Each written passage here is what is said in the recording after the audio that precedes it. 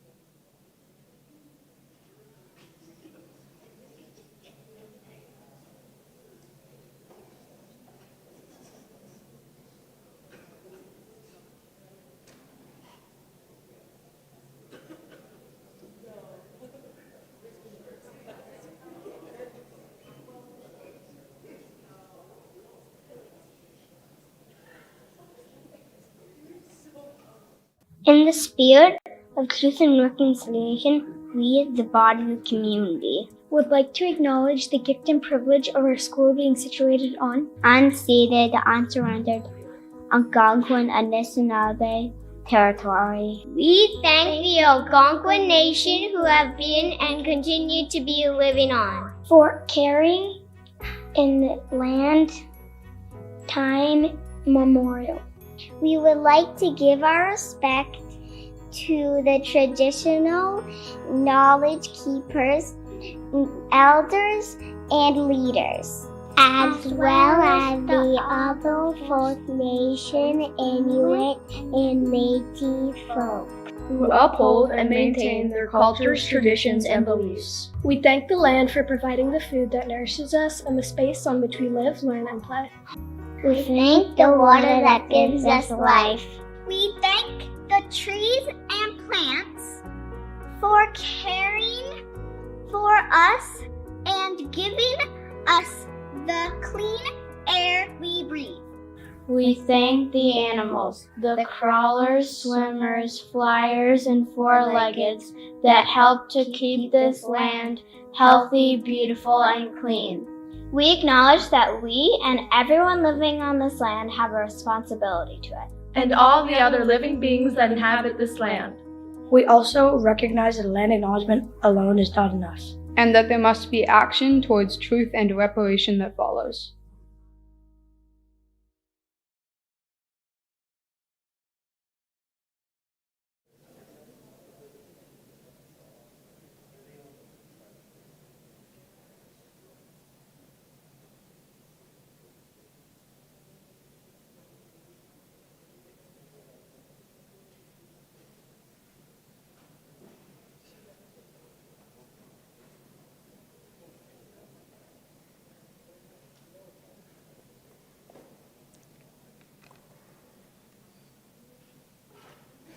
All right, so apologies to the folks joining us live. The video did not play, but for folks at home, you were able to see it. But it gave you a nice long amount of time to reflect. And we do have another land acknowledgement shortly after this, so we are going to move on to the Anti-Harassment Statement.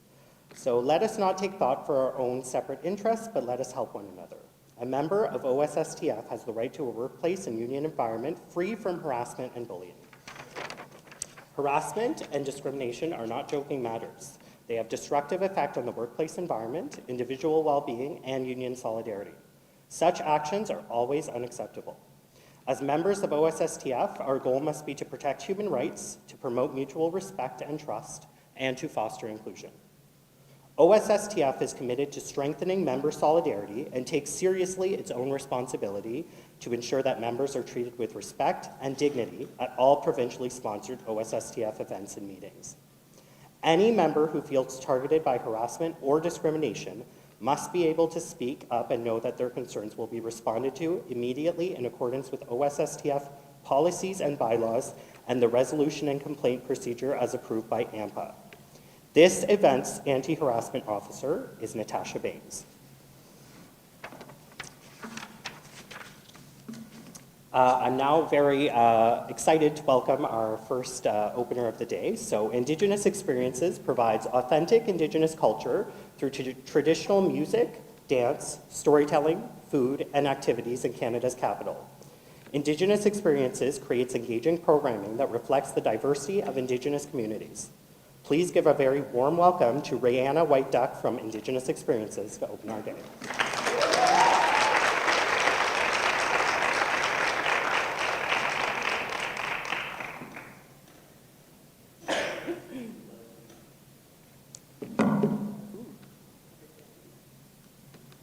So hello everyone. Koe kakina pijashig. Hello and welcome everyone. My name is Rihanna White Duck. I'm going to speak my language for just one moment and then I will translate for you guys momentarily. So koe kakina siwan wabagan adishnakaz kirigenzi bidonjaba megazedo de manishnabe aki. Hello everyone. Once I mentioned again, my name is Rihanna. My real name translates out to be spring flower. So as of yesterday, I thought I was almost in season. However, Mother Nature always has a plan for us, and today that has changed.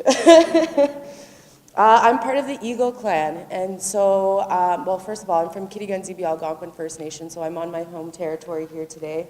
And I'm part of the Eagle Clan, and the teaching that goes with the Eagle Clan is it's the bird that flies the highest in the sky. And so what it does is it takes those intentions and those prayers from the people, and it carries it up to the Creator.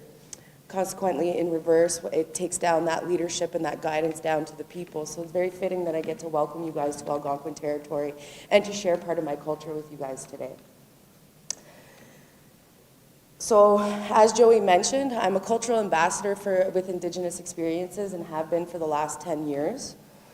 And I'm quite honored to share a part of my culture here with you guys today. It's customary when visiting the territory to firstly acknowledge the original people and the land of which they cared for. As such, I'd like to acknowledge the territory of the unceded Anishinaabe, so Algonquin territory. And unceded means that there was no treaty signed for this territory, so this has always been and will forever remain unceded Algonquin territory, so we will always be stewards of these lands. The Anishinaabe have been stewards of these lands since time immemorial and can trace back their lineage to the territory for thousands of years. Acknowledging the land is a protocol to express gratitude and to honor Indigenous people who have lived on and cared for this land in the past, present, and future. A land acknowledgement is a formal statement that acknowledges and respects Indigenous people as traditional stewards of their lands and the unbroken relationship that exists between peoples and their traditional territories. When we recognize the land, it is an expression of gratitude and appreciation to the territory that you reside on. It's a way of honoring the respective Indigenous people who have cared for the land since time immemorial. It is important to understand the long-standing history of the territory and to understand your place within that history. Land acknowledgements are not a historical context, rather colonialism is an ongoing process and we have to acknowledge our role in it. Today, Indigenous people remain in relationship with these lands and will do so until the end of time. It is vital to honor those beginnings and to recognize the importance and influence of Indigenous culture within your cities on which we gather. Miigwech.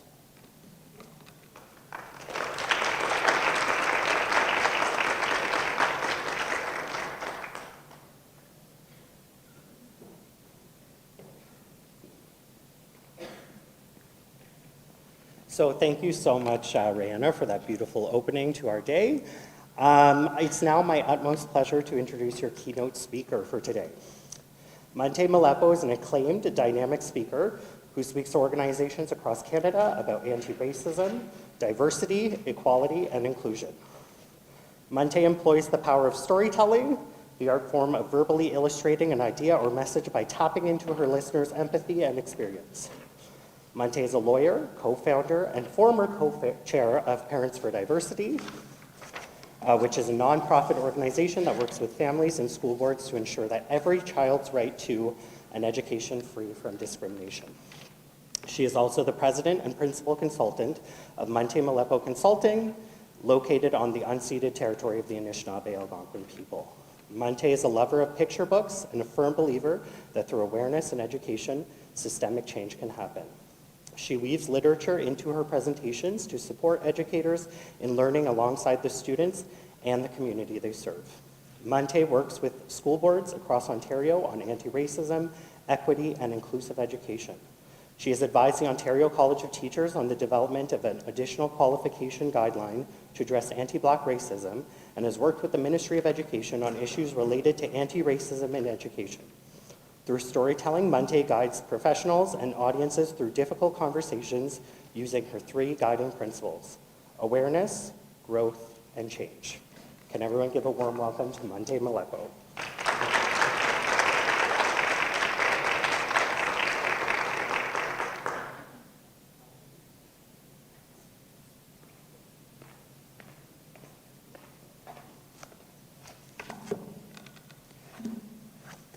Hi everyone, it's such a pleasure to be here. We're just slides up.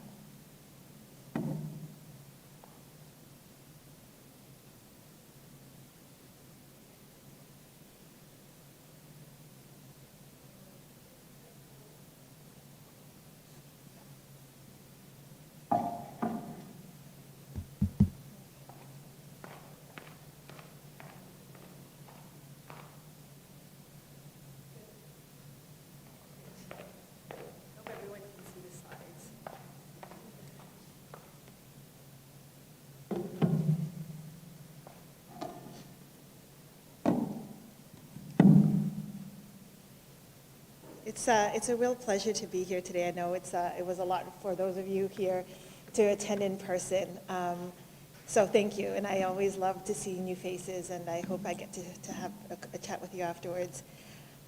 So today I want to talk about the danger of a single story.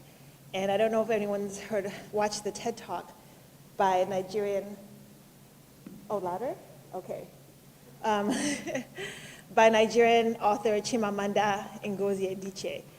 She did this famous TED Talk about the danger of the single story, which is really powerful. It reminds us of the implications of what happens when we put people in boxes and we make assumptions of them, and we don't really truly get to understand who they are and their true potential. And she begins her TED Talk by saying, "I am a storyteller." And I personally would like to believe I'm a storyteller. I use storytelling a lot, as Joey said, in the work that I do as a consultant, because it enables me to make things personal. When we're talking about race and racism, we're talking about really complex and difficult topics. And when we make it personal, it makes it easier for people to develop empathy and compassion with each other. I find that when I meet people for the first time, I tell two different stories about who I am. So for people who don't really know me, oh really? Okay, sorry. For people who don't really know me, my story, and I don't really trust them or they may not understand me, my story goes a little something like this. I was born and raised in Africa, and I lived in Europe as well. My father, I come from a family of educators. My mother was a teacher, my father was an academic, and he worked for the United Nations. And we traveled a lot. None of my siblings, except for my two older brothers, are born in the same country. And when I was older, I was still pretty young, but my parents decided they wanted a better future for their children, so they immigrated to Canada. The other story I tell is for when I meet people and I feel I can connect with them, that they would understand me. And that story goes a little something like this. I was born a stateless child, and that means that I was born without a citizenship. I didn't belong to any country. My father was very involved in South Africa's anti-apartheid movement, so he went into exile, and we spent much of our lives living outside of South Africa. I did grow up in Africa, and I did live in Europe, and he did work for the United Nations, but our lives were not safe. And when we lived in Botswana, when I was really young, close to the South African border, it was a time of crisis in South Africa, and there was a lot of resistance in the country. So the government was surveilling people who were dissidents or opponents to the apartheid regime, and they would start to surveil people in Botswana as well, including our family. And when they did that, it would be followed by bombings or assassinations. So every night, my family had to go into hiding. We drove to a remote village where my aunt lived, and we stayed there overnight. And then we would come home in the wee hours of the morning. And I remember driving down my street as a little girl, just praying, my fingers crossed, that our house would still be standing when we got home. So I share these different stories depending on who is in front of me. And it's really important I share this because our students as well, they have stories. And what they share depends on how they view us, whether they have a trusting relationship with us, whether they feel seen, whether they feel valued.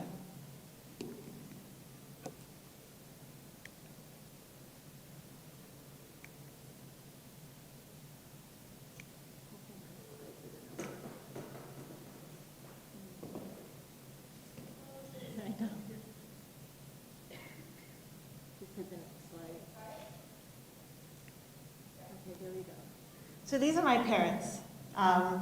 They're South African, very hardworking immigrants. They came to this country. My mother was, I'll start with my father. He had a PhD in chemistry from a West German university, graduated summa cum laude. And there was this single narrative that they had of him when he came to this country, highly educated, but his thick African accent prevented him from getting a job that was meaningful. So he was unemployed for the first few years in Canada and underemployed for the rest of his career. My mother, when she came to Canada, she spoke 5 languages. She had been a teacher since she was about 16 or 18 years of age. She was told, well, they didn't value her African degree and her experience in education from Africa. And so the danger of that single narrative was that they didn't value her education and experience, and so she had to go back to school. But she wanted to defy that narrative. And she went, I remember, really young, she would take the bus 3 hours a day to go to university and graduated top of her class. So this is one of the most memorable moments of my life because that was the day that she graduated and she received the President's Medal, which is the highest recognition. And I remember sitting in the audience watching her receive her degree and leading her entire graduation class out. And that was a moment for me to always believe in my potential and not to be defined by that single narrative. This is my little brother, Sydney. When we came to Canada, he was really young. And as soon as he started school, they put him in an ESL class. The only thing with that is that he only spoke one language, English. But his names are Mante and Molepo, and the immediate assumption, that single story, was that he wasn't able to communicate in English. So we often laugh at the fact that he would be at home, in class, learning very quietly how to say A, E, I, O, U, and sometimes Y. And I think that's why he didn't like school. He never liked school. We were talking about that the other day. He said, I never felt engaged. And I think it's in large part because he wasn't seen. His potential was never affirmed or nourished in school. But again, I think through my parents' advocacy and their support and the values and how they represented themselves led him to pursue a career. He graduated from university with a degree in architecture, so that's him. And he went on to create his own company. So he designs clutches and shoes that have been worn by celebrities. So this is Viola Davis, at the Screen Actor Guild Award a few years ago. Kate Blanchett at another award ceremony wearing his clutch. Sandra Bullock wearing his clutch. I like this one and also this one because you can see his name etched on the side of the clutch, Molepo. And again, I think it's just an important story to share because he was put in that box. There was that single narrative of him, and he also chose to defy it. When I was a little girl, I mentioned that we lived in Europe, so this is me in my first year in kindergarten in Germany.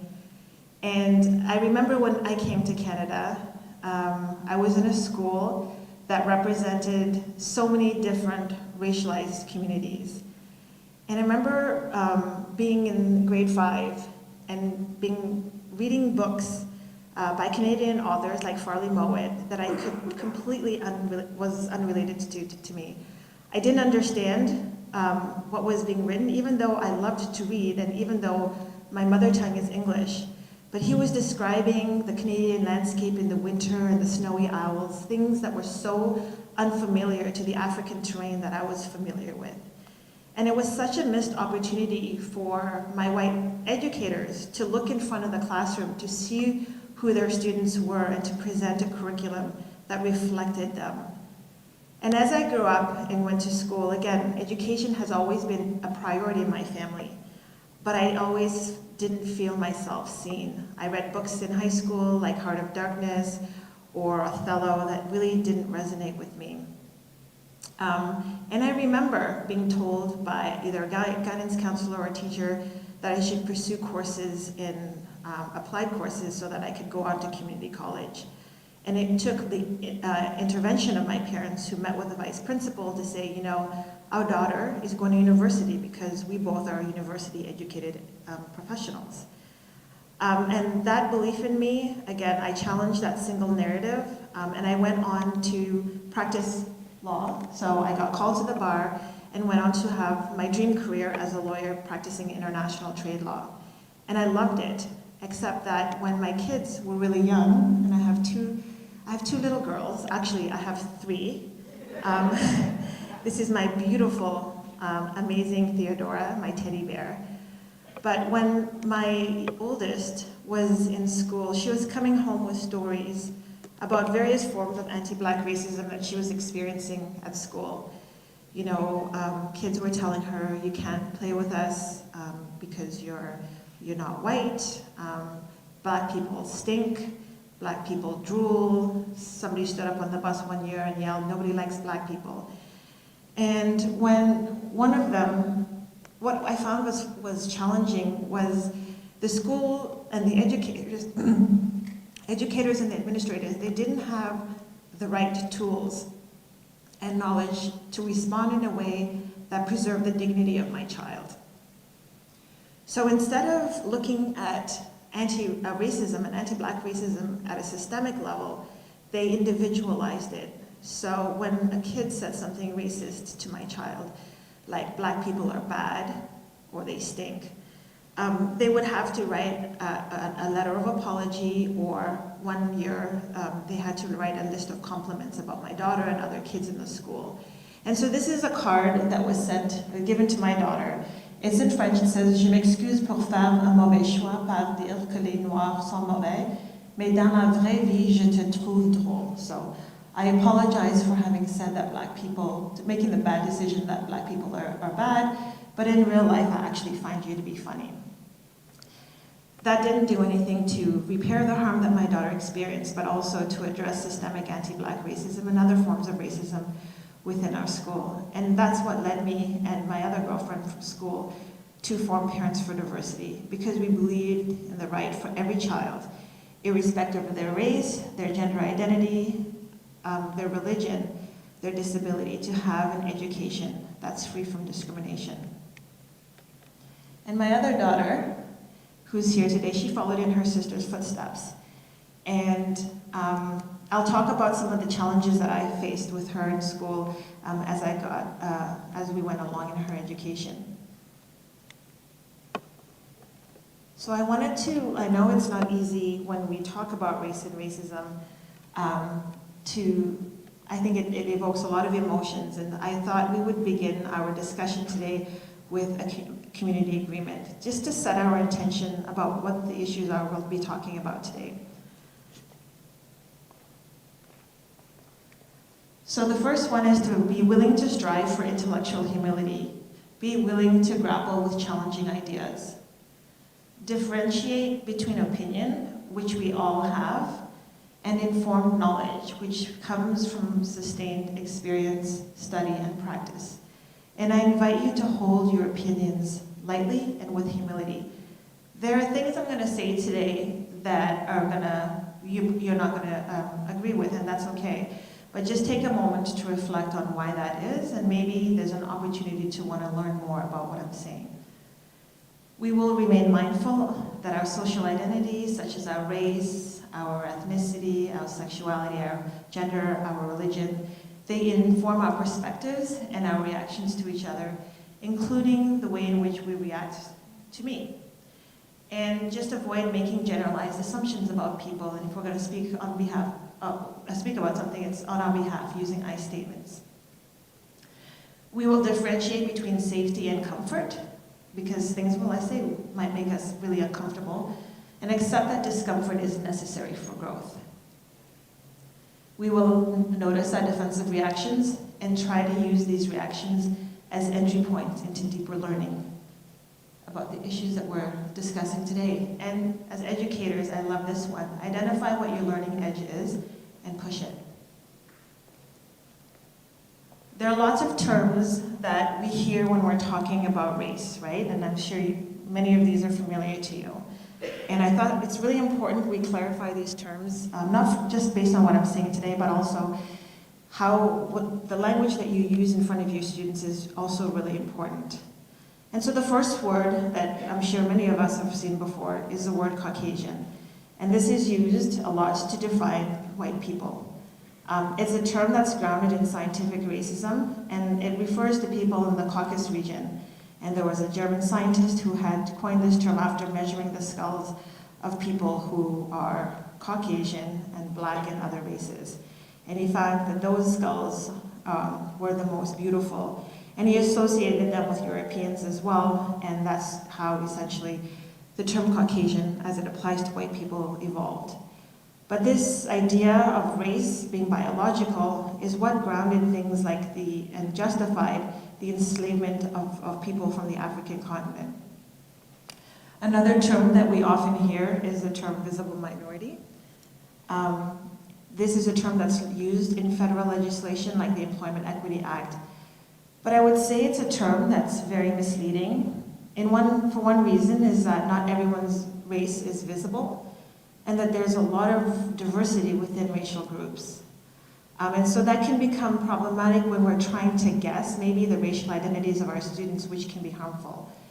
I would also say, and I'm sure many of you are aware of this, that there are increasingly racialized populations, that they're not necessarily considered a minority. By 2036, about 48% of Ontario is going to be racialized. I've been to schools, I remember visiting a kindergarten class where there was one white student and the rest were all Black or racialized students.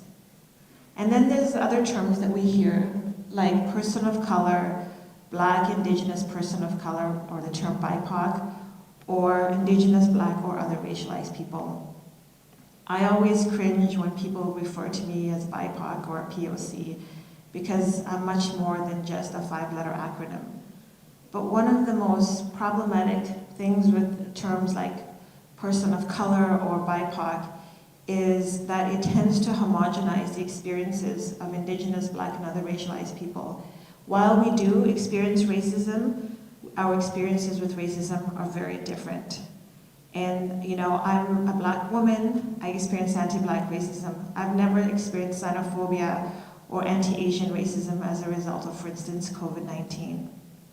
What it also does is it renders invisible what it is to be white. We see that when we're talking about people of color, it's only white people. And that has led many white people not to see themselves in racial terms.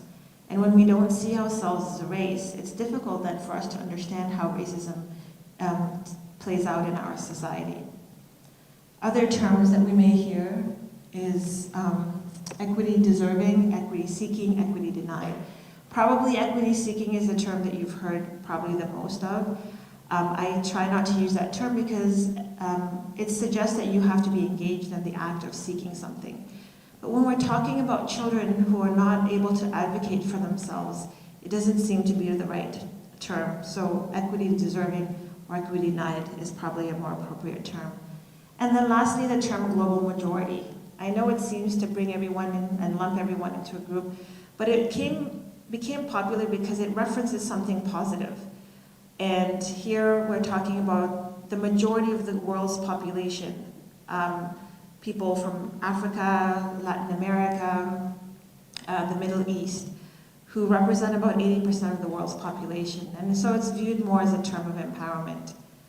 I would say, if we're talking about people's race, we should just be specific. So if we're talking about the disproportionate discipline of Black students, let's not say BIPOC or POC, we should just say Black students.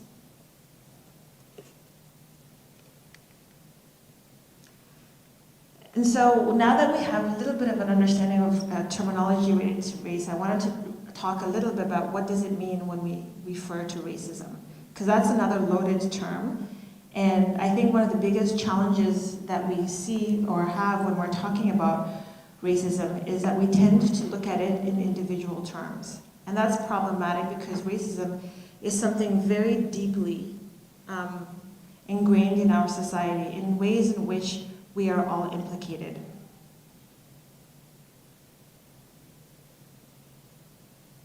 So one of the most important things, like I mentioned earlier when I was talking about the definition of Caucasian, is that race and racism are very much socially constructed. This means that there's no biological basis that justifies human beings being superior to others. This is something that has evolved as a result of the idea that certain racial groups are just inferior, but there's no biological basis for that. Racism is also based on power and authority. And this is really critical because, again, we try to look at racism as individual behaviors and acts. And so here I showed this kind of like a machinery where the different forms of racism play out. So yes, at the individual level, we may have experienced racism. And that could be, you know, biases or stereotypes that we have. If a teacher, an educator, a parent, a colleague views a student as dangerous or unintelligent just simply because of their race. But sometimes it's so unconscious we just don't even attribute it to their racial identity. And then at the interpersonal level, I think one of the biggest examples are microaggressions. And these are like the everyday, very subtle, invisible comments, derogatory statements, put downs that are communicated to people based on their racial identity. And so, you know, the angry black woman trope, or when we say things like, I don't know how to say your name. My name is Mante. I think it's pretty phonetic. But for the first 15 years of my life after coming to Canada, people called me Manta, because on the first day in Canada here, and my teacher was going around doing attendance, he called me Manta, and I was too shy to correct him. And then I tried to correct him and say Mante, but he just kept calling me that, and that name stuck until I went to university. And then one day I was just like, actually, my name is Mante. And so I have my elementary school friends who still refer to me as a former name. So, and these microaggressions, they're very, very subtle and invisible, but they're very harmful. And they accumulate throughout the day. And what that does is it has a huge impact on a student's sense of belonging, and on their mental health, and can lead them to become disengaged. And then at the institutional level, that's where I want to focus on, the institutional structural forms of racism. How racism plays out in our schools and our education system. We've seen that through the disproportionate discipline of Indigenous, Black, and other racialized students, and the unconscious biases, the academic streaming into applied versus academic programs, even though we're trying to address that. We also see it in things like the underrepresentation of Black educators and administrators in our school systems. And then at the structural level, and this is something we should really also focus on, is that across systems, racism plays out. So within the education system, we see from a really young age Black children being disciplined as young as preschool. And then as they enter elementary school, it builds. And then in high school, we see a high level of suspensions and expulsions among Black populations, but also we see low academic achievement. And that impacts then how they enter the workforce. And so that school to prison pipeline is a reality for many Black students. But even for those who don't end up in the prison pipeline, they don't achieve higher education, which then limits opportunities to move on to executive roles or to other professional roles in society.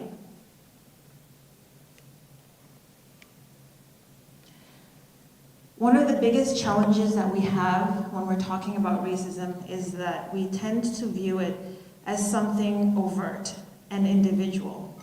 And that makes it really difficult for us to see how we participate, often unknowingly, in reinforcing and enabling racism to exist in our society.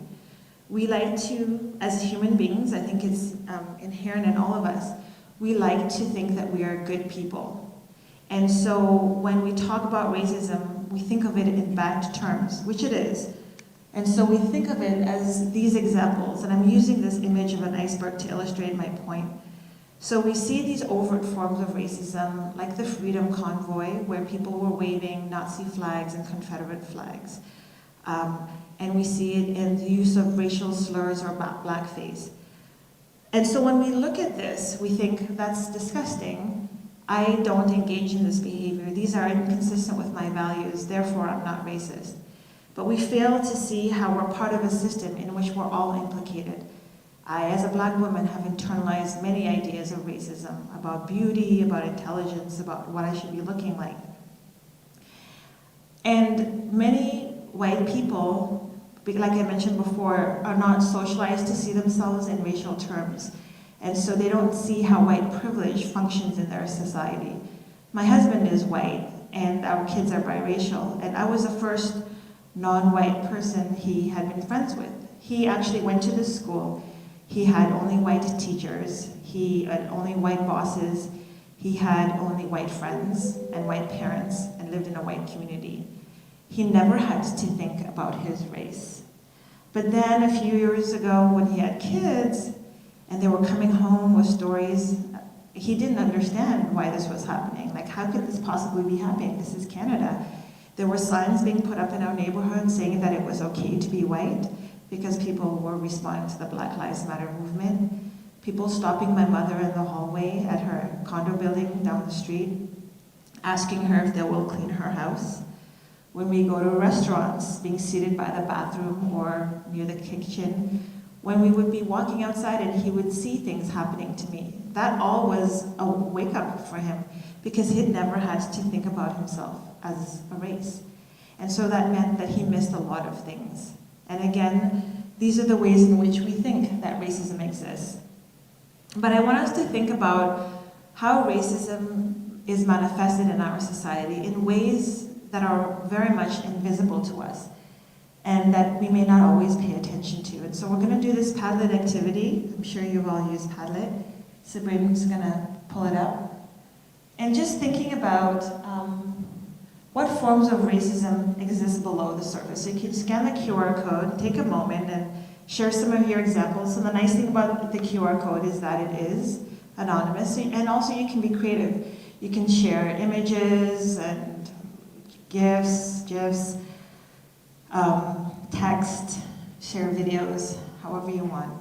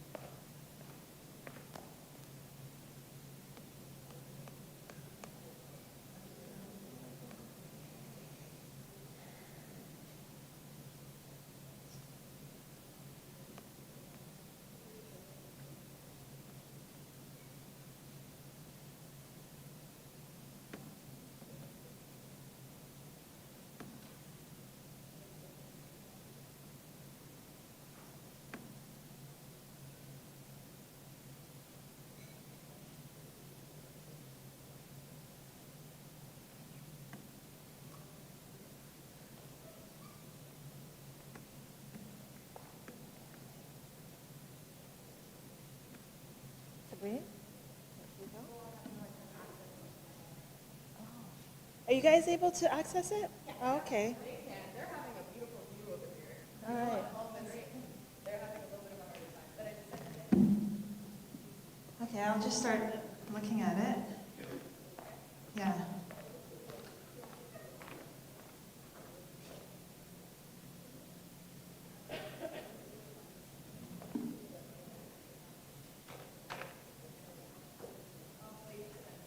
Okay. So there's some good ones here. The system isn't broken, it was built this way. Powerful, yeah. How education has been set up in a way that's not equitable for Indigenous, Black, or other racialized students.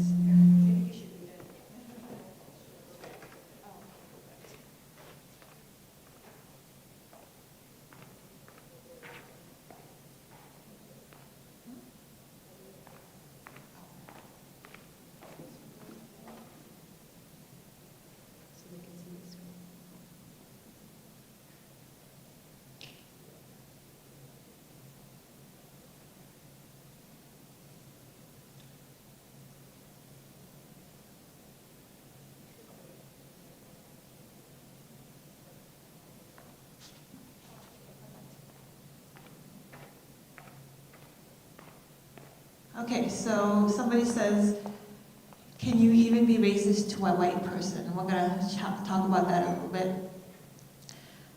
Where are you from? That's a good one. That's a racial microaggression. Again, my husband and I, when we go out, I'm always the one asked that question and not him, because he's white and there's an assumption that to be Canadian means you're only white. So you can imagine what that's like for First Nations, Inuit, and Métis peoples who this land belongs to, and they're being asked that question. Grouping students that come from another country and assuming their education level is low, deficit thinking, not recognizing someone's background because they look white. Oh, the stuff moves around. Thinking lived experiences of one person is representative of all people of the same race, either known or assumed. That's a really good one. That's really important to remember. We tend to pigeonhole our students and assuming that all Black people have the same experiences when in fact they don't. And so being mindful of that. A student from Haiti is going to have a very different experience than a student from Ghana or a student who grew up in England compared to a student who grew up here in Canada. Not good enough to do my job because I'm Black. Yeah, and we'll talk about that in a moment. The underrepresentation of Black professionals, especially within the education system. I don't see color. I love that, and we're going to talk about that. Lower expectations, the education system having a view on students and their potential. So these are some really great examples, and thank you for sharing them. We'll keep them up on the Padlet. You'll have an opportunity to read them as we go through our session today. So thank you for that.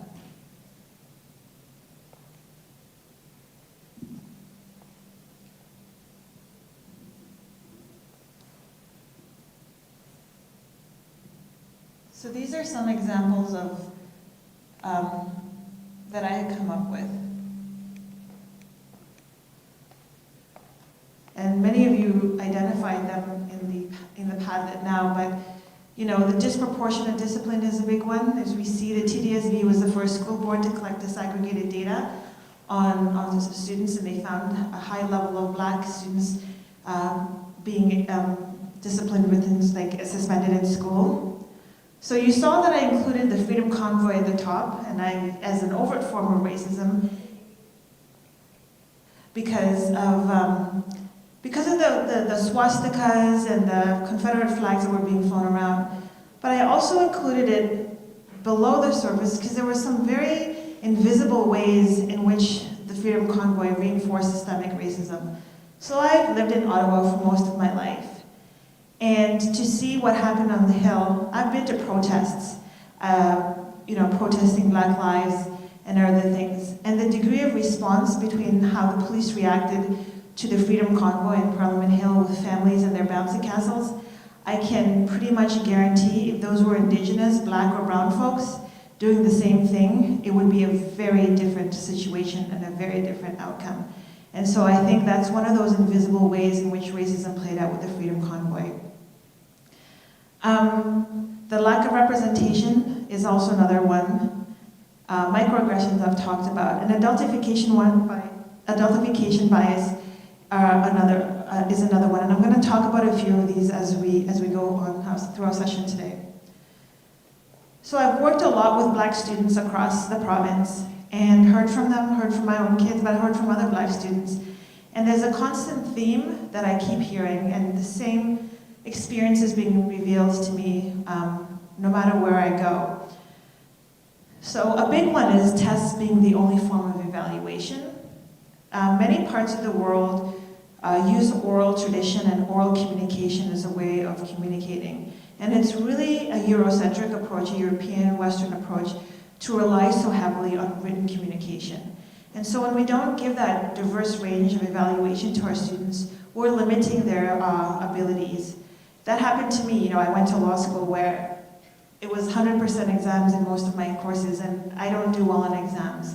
Allow me to speak, allow me to write, or other ways of evaluation bring out who I am as a student and allow me to thrive. So that was one.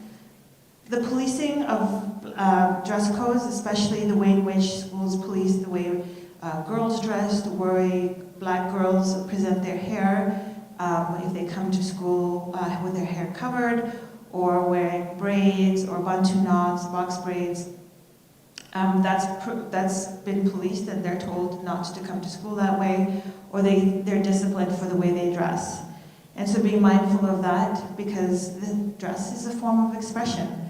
And we, again, limit and put our students into boxes when we don't give them that opportunity to express themselves.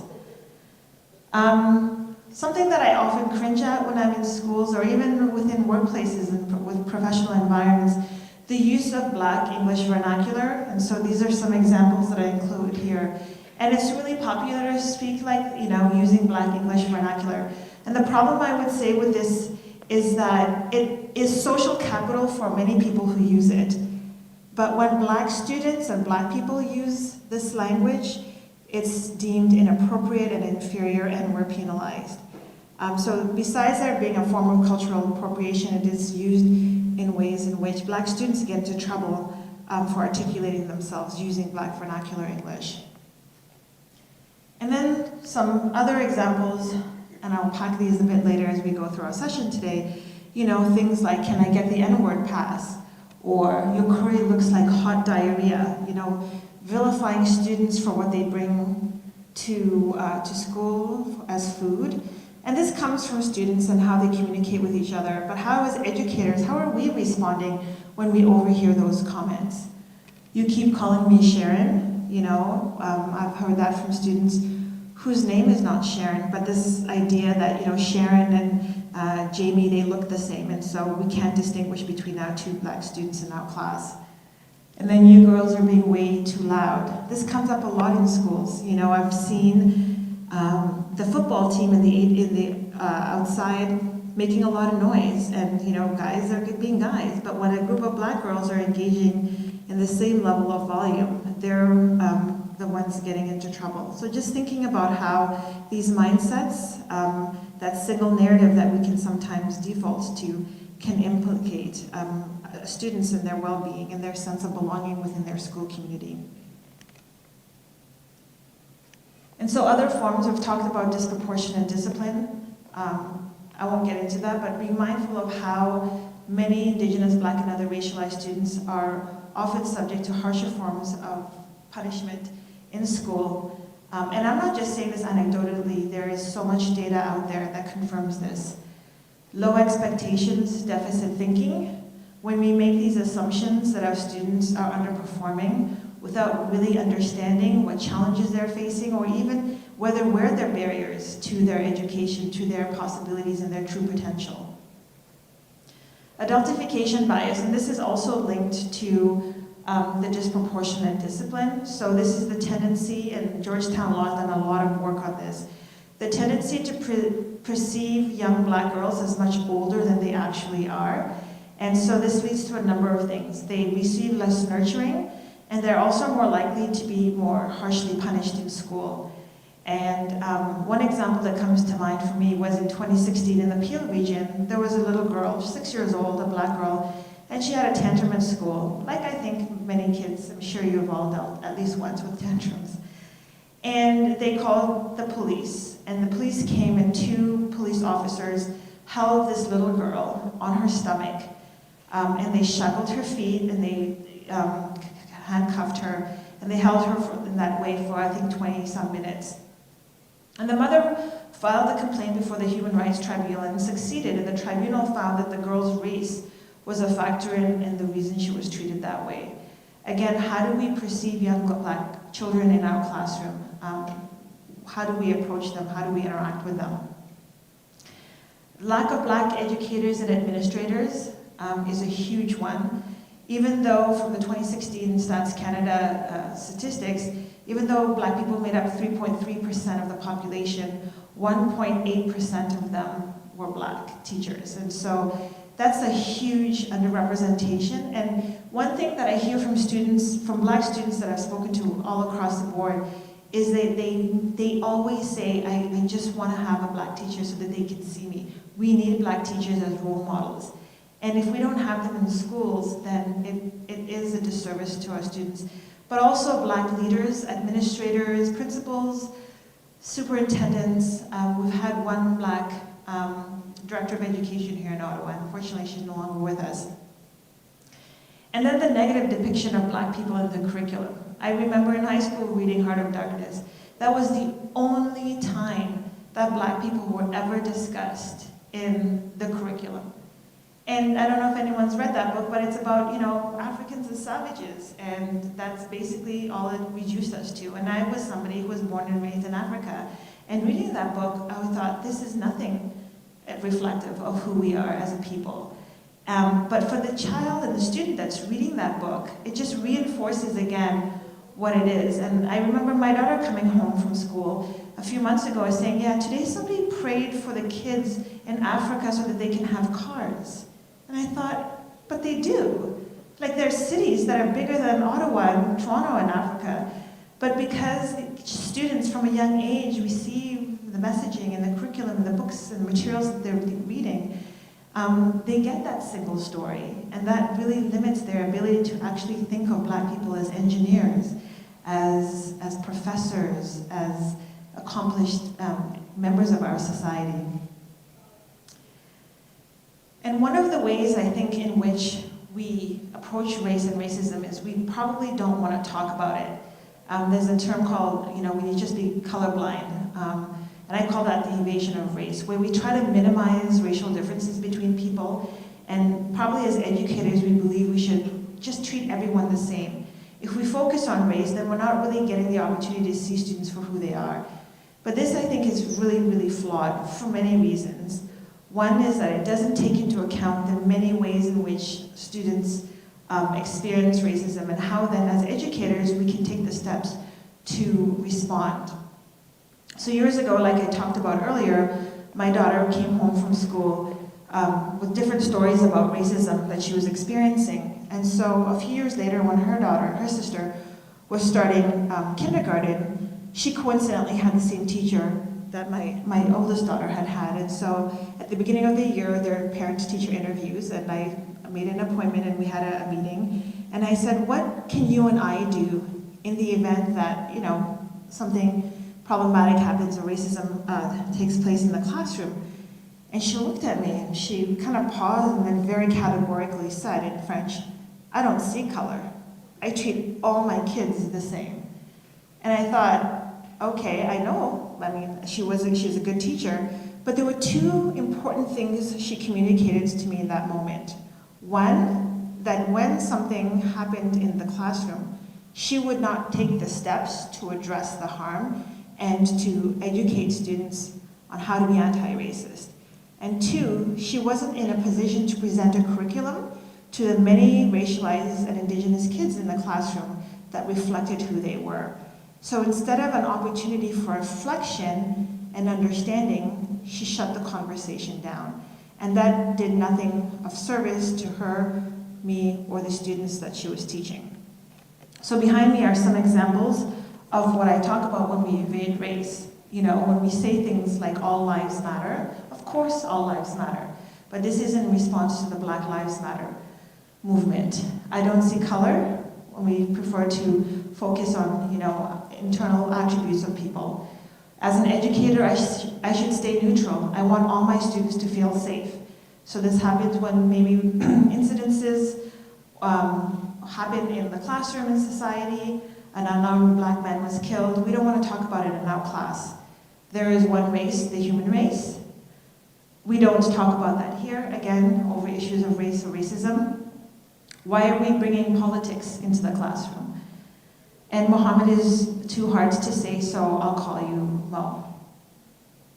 So take a moment and reflect on these.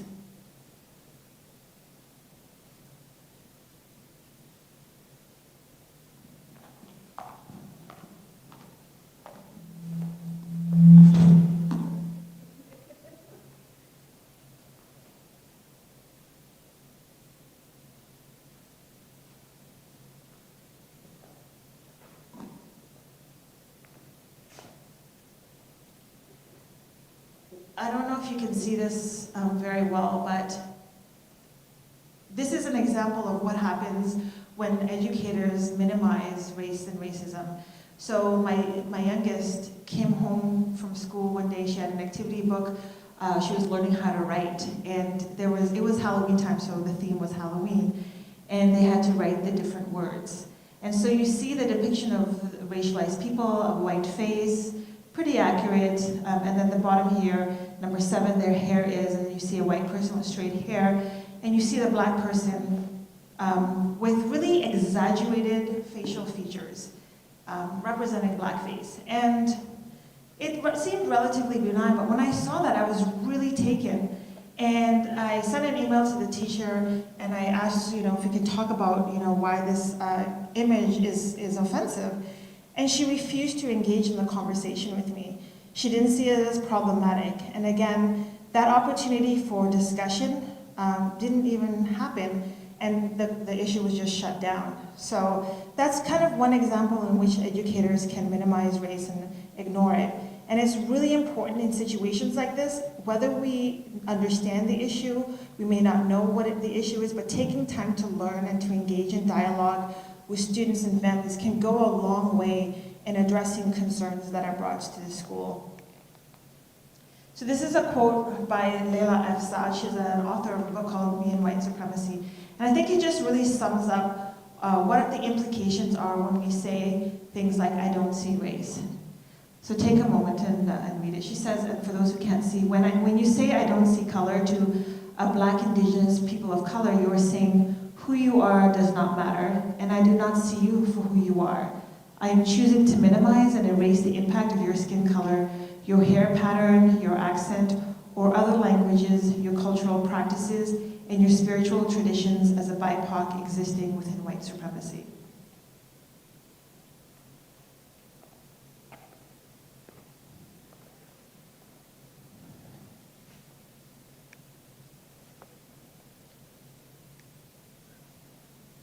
Maybe we'll take some questions right now. Does anyone have any questions?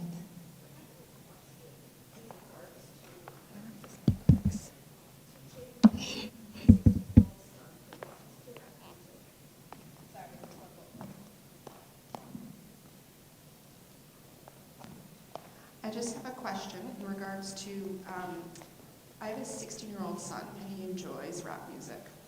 A lot of it uses the N-word, and I try to do some teaching around that as a white person and a white child. What are your suggestions to, he knows he cannot use that word and that it's not appropriate and it's offensive. He understands that. But how do I take that to a deeper level with him in regards to the music he's choosing to listen to?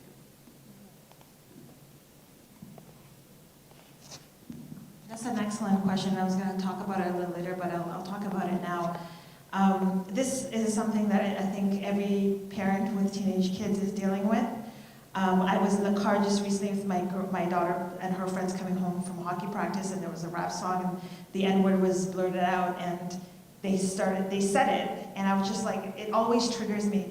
And what I would say is, continue to have the conversation and explaining the roots of that word, where it came from, and why it was used, and understanding what systemic anti-Black racism looks like, how that word has been used to denigrate Black people.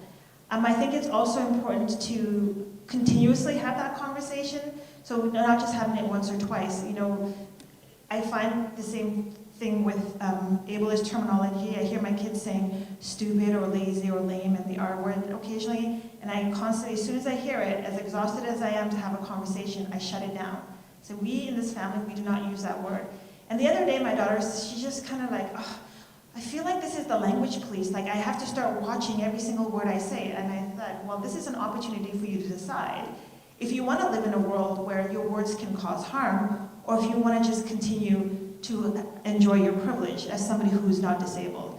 I said, but when you're in this house, and I would encourage you to just never use the word and always be mindful of who's around you and the type of person that you want to be. And I always bring it back to them and who they are. People don't men don't use the B word or other derogatory terminology to refer to women. And so I think you could use the same analogy with why the N-word is inappropriate. As a black person, somebody who's not black, just don't use that word. And I think the complexity is that they are black people who do have reclaimed the word. So your son's response will be like, well, Mom, my friend David says it all the time, why can't I? I think it's to bring it back again to why that word is harmful for black people and the history of it, and say whether David chooses to use a word is his decision. We can't control that or police it. But for you as a non-black person, you just should never use that word because it is so harmful. I hope that helped. Are there any ones that are online, Sabrina?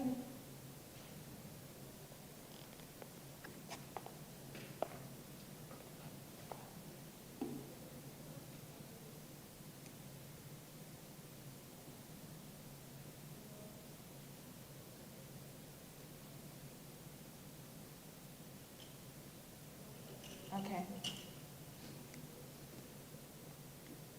So I just wanted to really talk about, very briefly about, we've talked about what racism is, but it's important we also understand what anti-racism is. You know, everyone says it's not about being not racist, but it's about being anti-racist. This requires really us to be purposeful, proactive, and intentional. And I often use the analogy of an escalator. You know, imagine somebody traveling up an escalator. The person engaged in anti-racism work is really going down, going against the machinery and the structures in our society. And so a big part of racism is to first acknowledge racism, acknowledge systemic racism, not at the individual level, not about individual prejudices or ideas, but the everyday, invisible, and institutionalized and structural ways in which racism exists within our society. And then it's also important to be able to identify the barriers that many Indigenous, Black, and other racialized students, families, and communities are facing. So students within a classroom, you know, thinking about the barriers they face as a result of what's in the curriculum, what your teaching practices are, how you're engaging with the students, and then taking steps to prevent, mitigate, and remove those barriers. The other aspect of anti-racism is that it has to be foundational to everything that you do as an educator. So the ways in which you teach and the ways in which you support students. And then I think another important part is, and I find that this is often lost, is nothing about us without us. How do we engage the voices of Black, Indigenous, and other racialized students in designing our policies, getting their feedback on how we're on a number of school initiatives, get their expertise, their perspectives, engage and consult with them. And the last one is repair harm. There will be harm, and there is harm, and it's ongoing and it's perpetual, but what are we doing as educators, and then looking at the broader system to repair the harm that has been caused? So I wanted to just spend a few minutes talking about different classroom strategies that we can employ when issues arise. And I've been thinking about some that often take place. One is what happens when a student touches the hair of a Black student. This happens from a young age, and it happens in workplaces where women's hair, Black women's hair, is touched and petted and in ways, that is very disrespectful and harmful. And so I think here, and I say be proactive rather than reactive. Much of what I'm talking about today really requires us to do the heavy work of learning about anti-Black racism, about racism. If we don't know what these are, what it is, then we can't be in a position to respond when incidences arise in our classroom. So that's what I mean by being proactive. Don't wait for the situation to arise, because it is going to happen, for Black students' hair to be touched. But learn about how do you respond way before such an incident even arises. So I think a lot of this depends on age and context. Young children, they don't have a lot of boundaries. They're very curious. They want to touch and explore. And so I think in those situations, it's important to affirm their curiosity, but also to explain to them why it's inappropriate to touch another person when they're not asked to do that. I think for older students who kind of understand it beyond an issue of boundaries, you can start talking about how hair, especially for Black people, is really grounded in systemic racism and taking steps to understand what racial microaggressions are, like commenting or touching hair without someone's consent. And I think, I love books, and I've used books. My little daughter, you can see she's got really thick curly hair, and people, adults in particular, were coming up to her and touching her hair all the time. So I got her that book, Don't Touch My Hair, to give her the vocabulary and the confidence to say to people, no thank you, don't touch my hair. And we read the book, and it was so empowering for her. So she later felt more comfortable when people, oh, I love your hair, and she would just do that, no thank you, don't touch my hair. So books can be a way of, giving students the agency with which to articulate what they wouldn't be able to name sometimes. And then for older books that deal with these issues about hair and perspectives around hair, I included some here as well.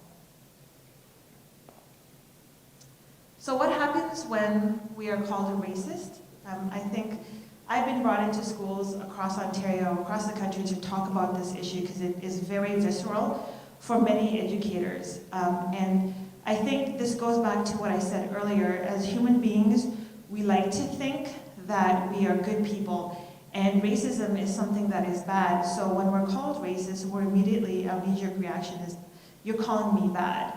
And what happens in that situation is that we become defensive and we shut down. And then we don't allow ourselves the opportunity for introspection, reflection, and real dialogue. So what I would say in these situations is when somebody does that, just taking a breath and approaching what they're saying with empathy, curiosity, and compassion. And that is not something that is easy for us to do. It's not something that is easy often for me to do. And then interrogate why they would say that. But I think the next step is understanding, I may not agree with this person and I may not fully understand why they're saying this, but I'm going to remember that we live in a racist society in which we're all implicated. How do I, as a white person, with my good intentions, participate often unknowingly in systems of oppression? And that opportunity for your reflection. And then taking that corrective action or having the further discussion to unpack where that comment came from and what it meant. And when we do that, we allow for dialogue to take place, rather than it just being a defensive reaction which shuts everything down. When a student asks for the NPAS, I think this is a big one that comes up. I hope I kind of addressed it with that last response. But I think a really big thing in class, if you hear somebody say that, you call it out immediately, and we say, you know what, we don't use the N-word in this classroom. And I'm sure if you're part of certain school boards, you can say there's a school board policy that prohibits the use of racial slurs. But that doesn't do much to really educate students about why the N-word is harmful. So you can actually have a conversation with your students about the harm of the word. And these conversations should happen organically. They don't just happen in social justice classes, they happen in math class, in a science class, they happen in the hallways. And again, the part about being proactive instead of reactive is that we should be prepared in advance to have these conversations. And then for the student who's communicating it, I think another thing is to just take a step back and later on have the calling in, which is you sit down, you say, I noticed you said that earlier, why was that? Have an opportunity to engage in reflection and to get the intention behind their communication, and then an opportunity for them to learn about the harm of the word. And then lastly, but I have no control over the classroom. Many ECEs and EAs are not the principal. They work alongside the teacher and maybe feel disempowered in the work that they're doing. I would say something that's really critical is always remember the students who are in front of you. So as educators, you have a duty of care to act as a careful and prudent person. Students, our kids are in your care throughout the day. There are also human rights obligations under the Human Rights Code. But we want to do this because we care about our students. And so certain things of just affirming a student, or when you see something, say something. You may not feel like you have the authority to say it, but sometimes a teacher may not even be aware of what they're saying can be harmful, and having that conversation can go a long way. Calling out and calling in students in the classroom, that can also go a long way in helping them learn. And I think there's a really great book by Lily Zhang called DEI Deconstructed, and she talks about power and how we all have power, even some of the most marginalized people, and how we use that power can go a long way in advancing real change. I know we're almost out of time, so I'm just gonna talk really briefly about what we can do. Is that okay? Yes, okay. One of the things I see a lot during Black History Month or in the education of about Black people is that we tend to focus a lot on the hardship and the oppression like slavery or the civil rights movement or other injustices against Black people. And that doesn't allow us to see Black people as just everyday people who are doctors and educators and hygienists and accountants. So this is a really powerful quote, and I included the QR code here for you to look at, of just how we can start seeing Black people living and just being in everyday world. And when we do that, we see them as human, who hurt, who are not dangerous, who are mothers, who are fathers, who are students, who are active members of our community. And Black history, as much as it's important to talk about civil rights and slavery, it's also really important to talk about Black excellence and Black joy. What are the Black people? So here we have, Viola Desmond and Black Lives Matter movement. A lot of people associate Viola Desmond with racial injustice, but she was also a highly successful entrepreneur. So when you're teaching about her, teach about that aspect of who she was as well. And other incredible people and books that we can be using to affirm Black joy and Black excellence. Janella Massa, did I say it right? Massa. She's the first hijabi anchor on CBC, which is an incredible achievement. Even me seeing her thinking, I could do that, And that, as an adult woman, can you imagine what it does for a young Muslim girl? And again, just thinking about the ways in which we can do that through literature. Black Joy, Dragons in a Bag. I love that book because it's written by, it's a fantasy book where I've never really read fantasy books with Black protagonists. And so these are just ways in which we can affirm identities.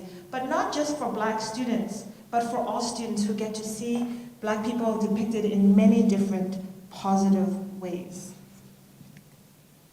So I just wanted to conclude by just reminding everyone, I'm sure I don't have to, but just remember that Black history is not just about February, Black students, they matter 365 days of the year, 10 months of the year when they're in school. And what are the ways in which we can be incorporating Black storytelling, Black excellence, Black joy into the curriculum from September all the way to June? So I've included some resources here of do's and don'ts and what we can do beyond the 28 days and we can share those with you after if you don't have a chance to get that information today. So I don't know if we have time for questions, Joey, or, yeah? Okay. Does anybody have any questions? Yeah.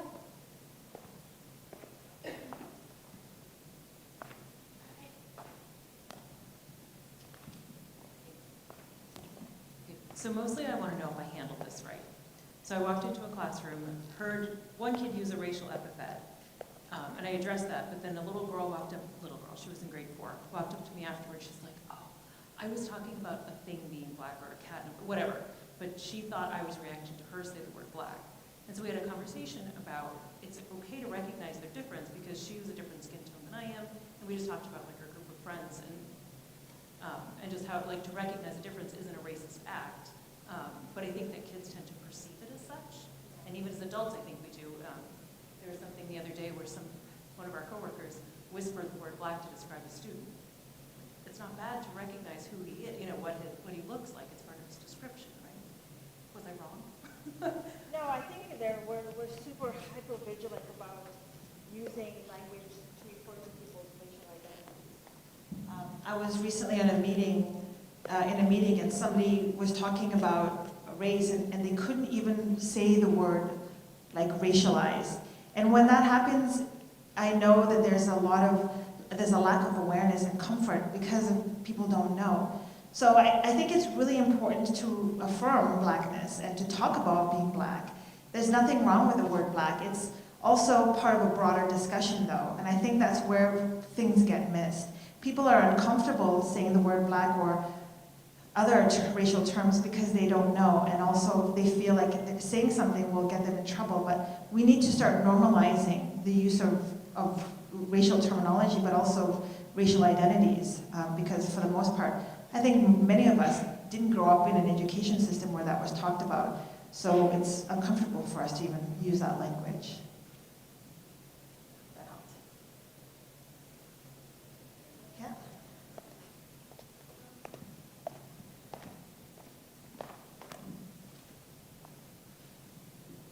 I'm in early learning, and so I'm in a kindergarten classroom every day, and there's many roles, like you said, there's the teacher, there's an ECE, sometimes there's an EA, but we also have lunch monitors, they're called.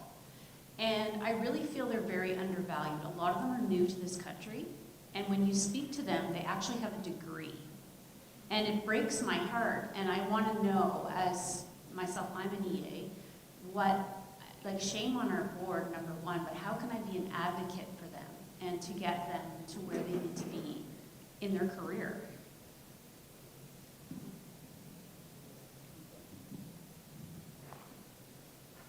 Thanks.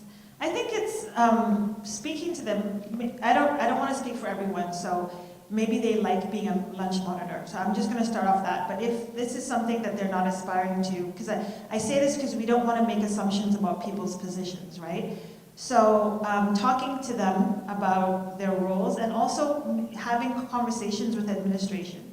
You know, I don't know how often ECEs and EAs talk to their principals and their vice principals about what they're observing in the school, but you are equally a member of the school community as everyone else is, and your voice matters.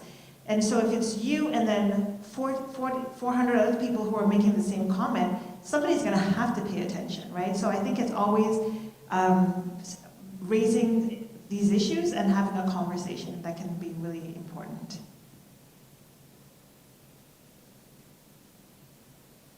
Oh. Okay.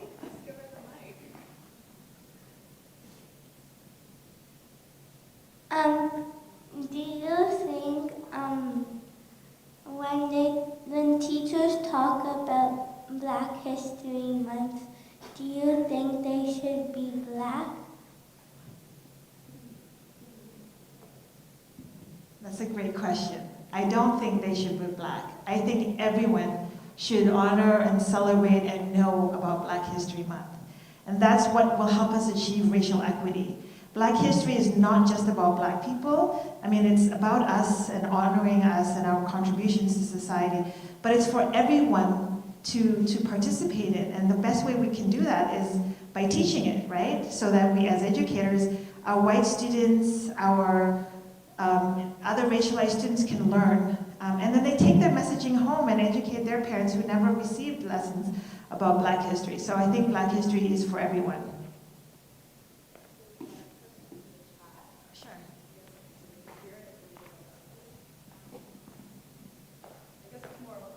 But just saying, I don't see this only with Black or minority students, but with staff too. And we don't talk about it, as most of them feel that they will talk, that they will lose their jobs as they are in the minority. I guess they're referring to racism and touching of the hair. Thank you. This is a really important point. I do a lot of work with organizations about how we can talk about race and racism, because it is very difficult. Organizations can't even approve budgets or make decisions because they can't even talk about race and racism, and so that holds them back. So we should, as adults and colleagues, have these conversations, but we have to learn how to have them by engaging in dialogue rather than debate. And we first have to understand, before we get into these conversations, what systemic racism is, what it looks like, how it's presented. Because if we enter into these conversations denying racism or not understanding how it's experienced, it shuts things down and can cause a lot of harm. So one thing I often encourage boards to do is have sessions, PD, specifically on how we can have conversations about race and racism within the workplace.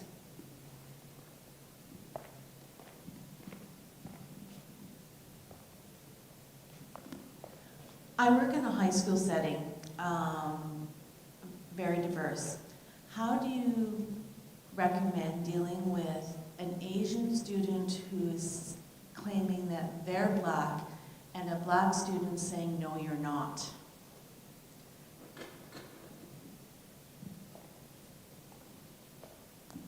Thank you. I don't have all the context to answer the question, but I will say it's always important to affirm a student's identity so how a student presents themselves, whether it's their gender identity or their racial identity. It's not for me to call into question who you are. So that's probably on its face, without knowing all the facts, something to keep in mind.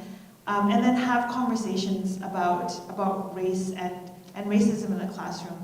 And I think that could help also open up the discussion in a fruitful and meaningful way.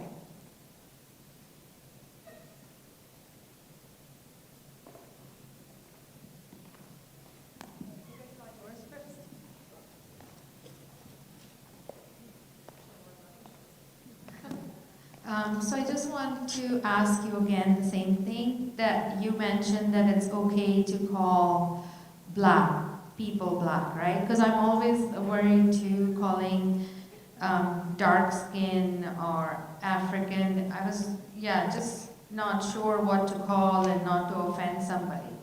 But as you said, it's okay to say, let's. It's important to refer to people based on their racial identity, how they refer to themselves. I mean, it's not always that simple, right? So I'm fine with people referring to me as Black because I refer to myself as Black.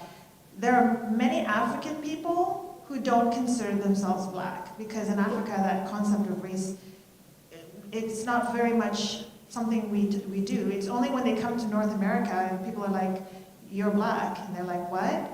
I'm Somali, or I'm, Ghanaian. But when we're talking about race, it's important that we say Black when we're talking about Black people. Now it's hard, and we have to respect how people refer to themselves as well.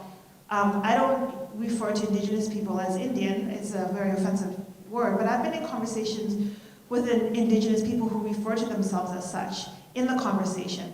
I'm not going to start using that word just because they're using it, because I know it's harmful. So I think it's always just mindful of how we navigate that. But I think the more we learn about race and racism and the more we interact with people from different racialized communities, it becomes less difficult for us.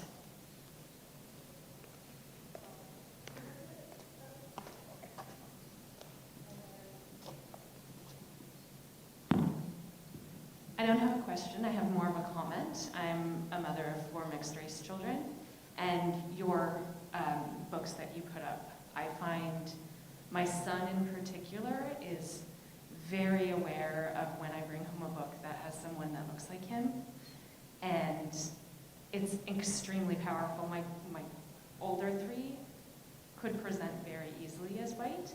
He doesn't, and as a mother, I am now making conscious decisions to choose books that have characters that look like him, because his whole face just lights up. And I think it's really important that we remember that for the kids we work with, because we love them all, and we try to think of them just as the kids we work with, but it matters.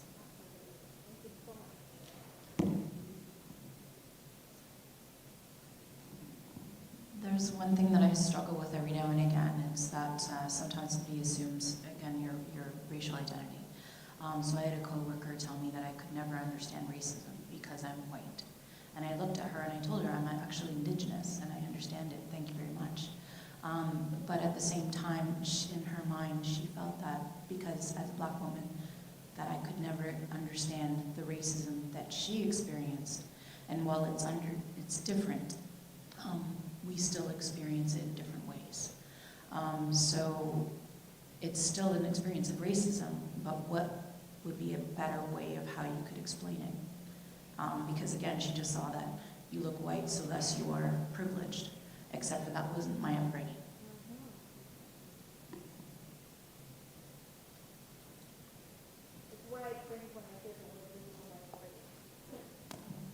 This assumption that to be racialized, you have to look a particular way. And that's very dangerous and it's very harmful. So I think she's not wrong in the sense that Black, Indigenous, and other racialized people, while we experience racism, they're very different. Like Indigenous, First Nations, and Inuit people, as the first people of this land, have been subject to brutal colonialism and genocide. I can relate as a South African. Our systems were somewhat similar. But I don't know what it's like to have gone to residential schools or the 60s school. And when somebody says to you, you don't know what it's like because you're white, that's an assumption. And I think we can all learn not to make assumptions about people's racial identity because it is harmful and it's inaccurate. So let the opportunity for people reveal themselves to us and then have that conversation. But again, it was based on assumptions, and that's the single story that we should all stop trying to play. And I'm sorry that happened to you. Mm-hmm. Okay.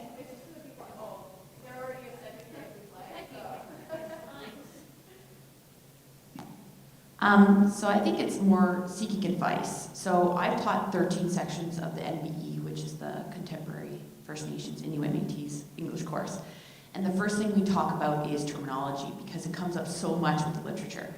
And to kind of breach to my students or build that bridge, we do talk about racism, terminology used in other cultures, and kind of understanding. And I do teach at Earl, and half of my students are either, I would say, ethnic minority in the sense of Asian. I do have blacks, browns, and whites. It's a big mixture. And a lot of times when we talk about racism, I say, okay, what's racism to you? How do you understand it? And half of my students will say, well, this is what racism is. And I go, well, that's not the true definition. And they believe that being racist towards white people is okay. And they go, well, you could be racist towards white people because they're the majority. And then I had some Asian students actually tell me, they go, well, actually, we're being bullied by a lot of black people because we're the majority at Earl. And I go, oh, I didn't know that was happening. And then some of my black students were like, well, then that's fine because you're the majority. And then some black students are like, no, I don't think it's okay to be racist against whites, but I can't really say that to my friends because then I'm ostracized from my black community. And I'm kind of standing there as a white teacher going, I don't know really how to navigate this in a productive way, and I think I do okay, but I feel as though I don't really, I don't walk away ever feeling like we all learned something, we grew from it. And I'm just looking for some advice with the fact of, when students say, yes, I think it's okay to be racist towards white people, but it's not okay for a white person to be racist, and it's like that back and forth, and I don't know really effectively how to discuss that.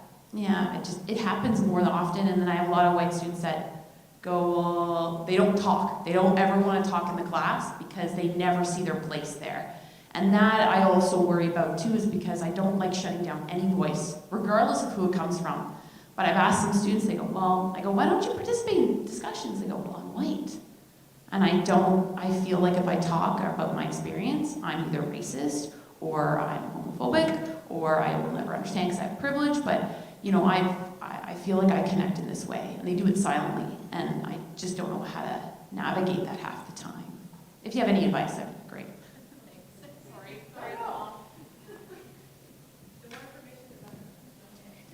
I would say the most telling thing from your question is this a fundamental lack of awareness of what racism is.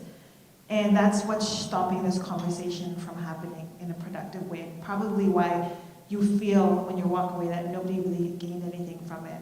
So I think the first thing is really, as an educator, is informing yourself about what systemic racism is and how it's manifested within our society. So that when we're in these situations, that's what I always say, we have to be proactive so that we prepare ourselves for these conversations. They happen in myriad ways. The issue about white people saying, or people saying that you can't be racist against white people is, again, having to understand that in Canada, racism is based on white supremacy. And I'm not talking about the KKK or neo-Nazis. I'm talking about the everyday, invisible, and insidious ways in which being white is deemed superior and everything else is a deviation from that. So how we educate people, what we put in the curriculum, how we measure beauty, and what our culture is. And so people can have biases and prejudices towards white people, but they don't have institutional control and legal authority, right? So that's what preserves our system of racism in Canada. And you can talk about the fact that, look at our Supreme Court, look at our legislature, look at the Fortune 500 company CEOs, or those in Canada, how they're all white, and talk about how that's not coincidental. It's the result of systemic racism. And so in those conversations, I think it's important that you situate that so that students understand.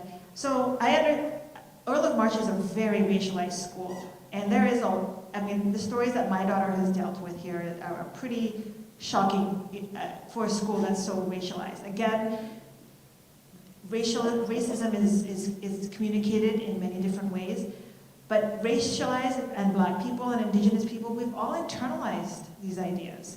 And so that doesn't preclude us from actively participating in racism without our awareness, but we don't have that institutional authority and legal control the way that white people in society do. And I think that's an important distinction to make. And then that discomfort about, just because it's a really important point about white students not talking about racism, one thing I really encourage educators to do is, at the beginning of the year, saying, things like this will come up. Let's have, like I did, a community agreement.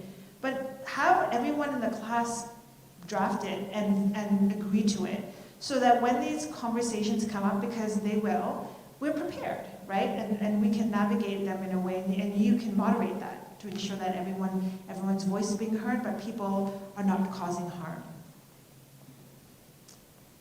So I just want to say thank you for joining me today. I hope you found that informative. I really enjoyed the discussion and your amazing thoughts and questions, and I hope to see you soon.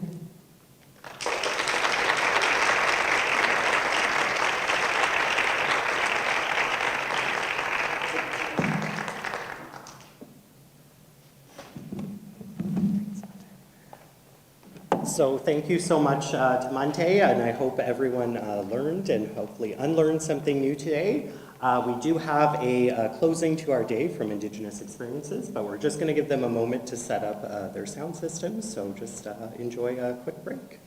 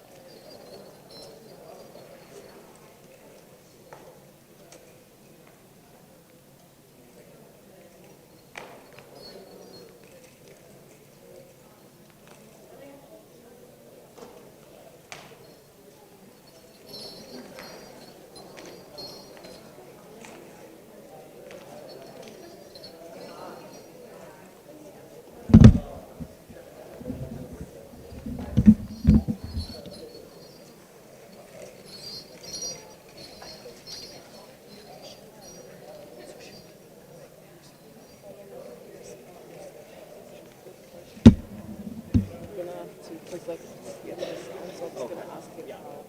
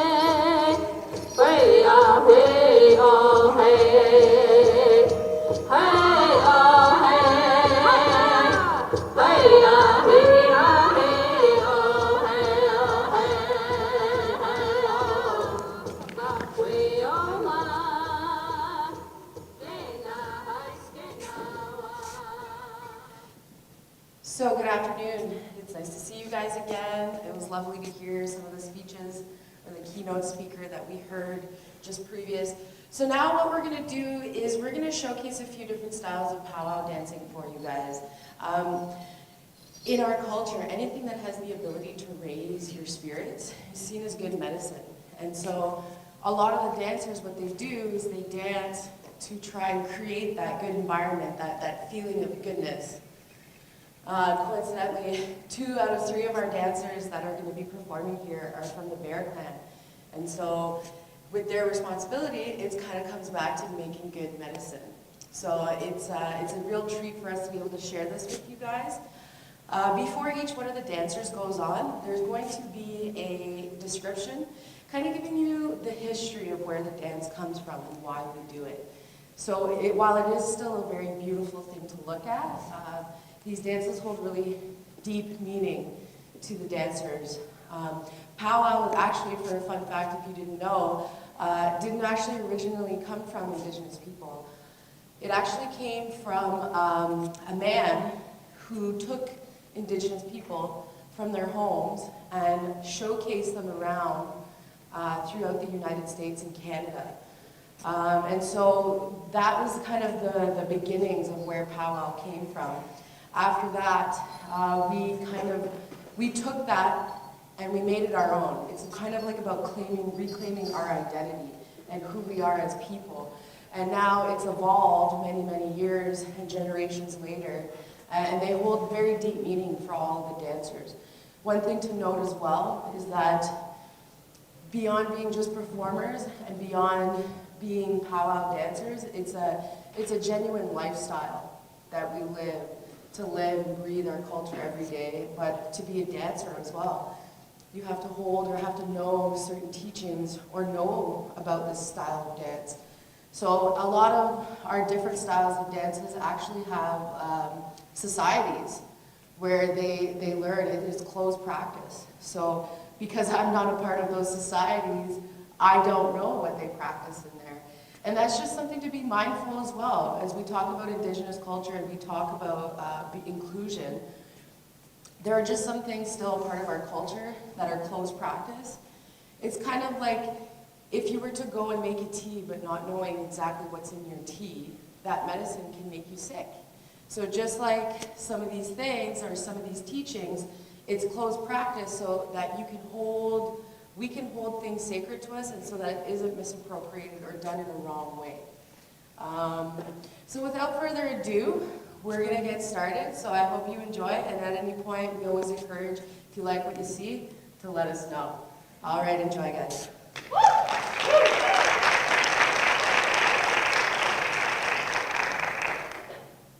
Powwows are a celebration of music and dance.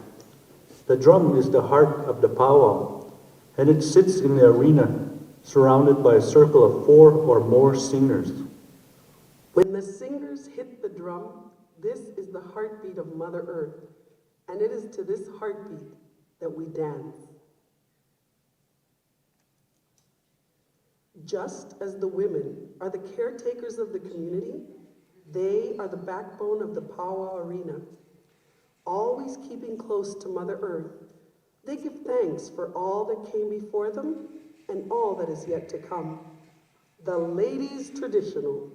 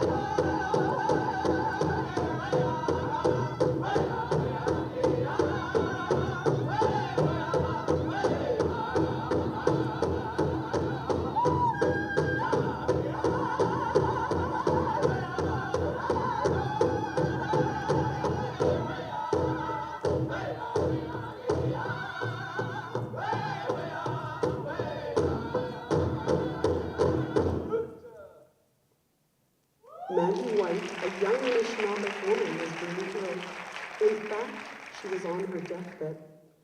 She had been taken to white doctors and native medicine people, but could not be healed. Each night, her grandfather sat by her side praying for his granddaughter. One night, he had a dream. He saw a beautiful dress with teardrops hanging from it. When he awoke, he went to the elders and shared his dream. The elders knew the dress had to be made. The women worked, twisting tobacco tins and sewing them onto the dress. When it was finished, they put it on the young woman. The first time, she was able to sit up. The second time, she stood up. The third time, she walked with assistance. And the fourth time, they took her to the powwow arbor, and she danced. Today, this dress is respected as a healing dress and is danced all over Turtle Island. The jingle dress.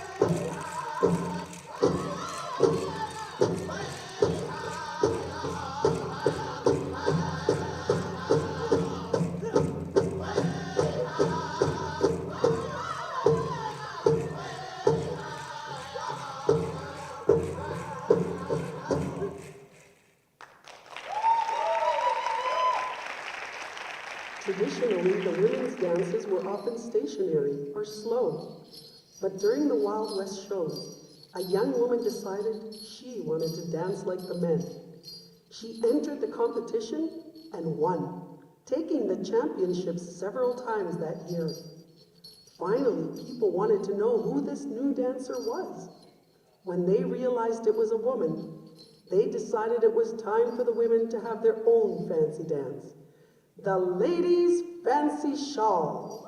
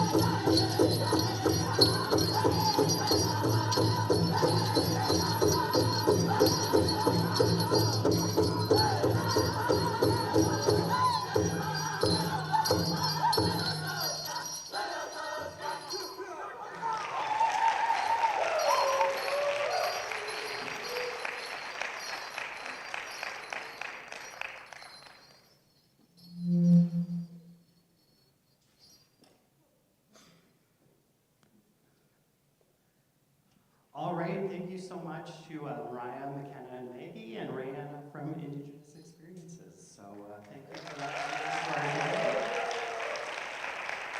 And just before we break for lunch, we are very honored to have your bargaining unit president, Natasha Baines, say a few words.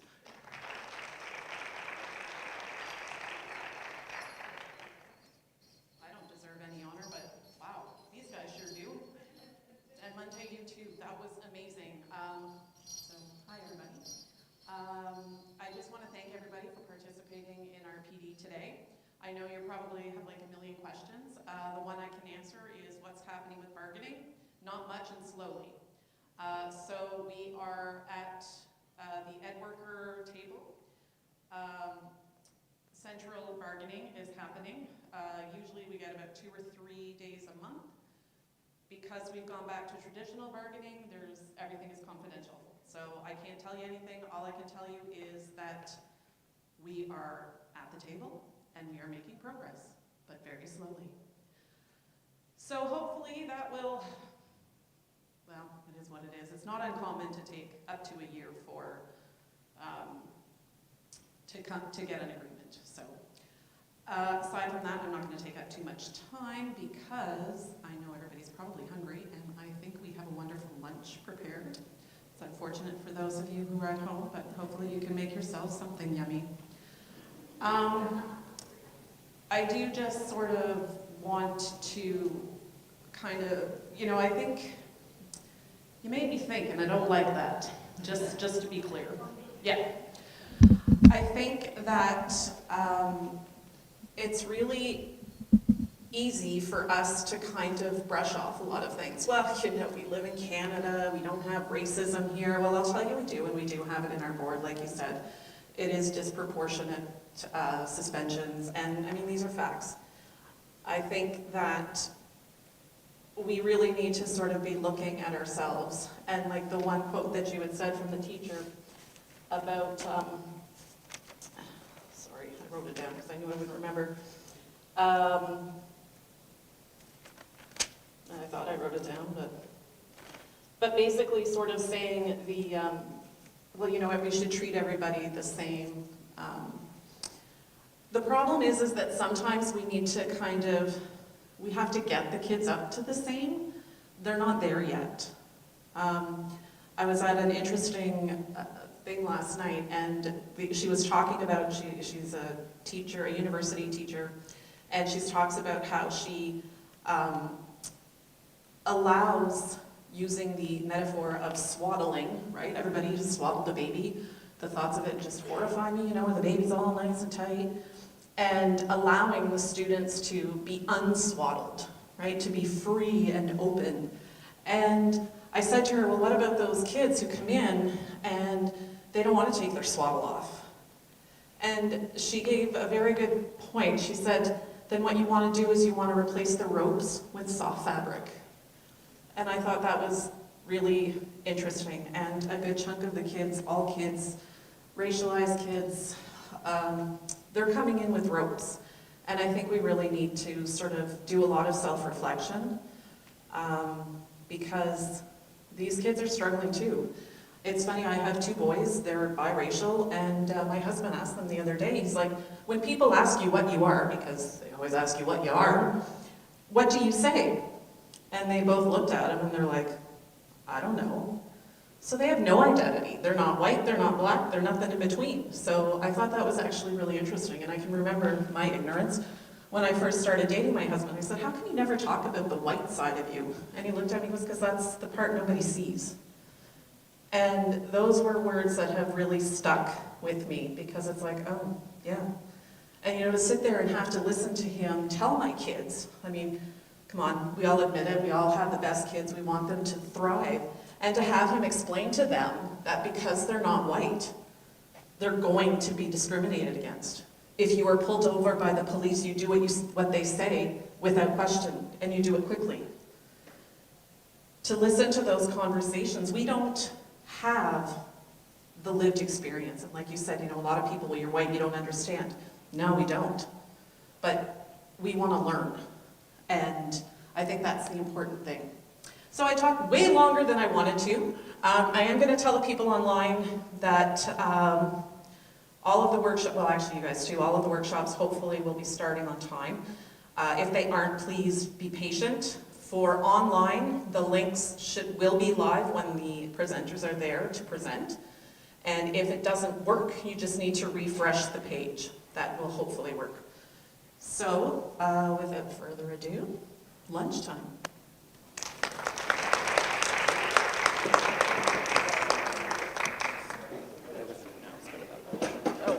Sorry.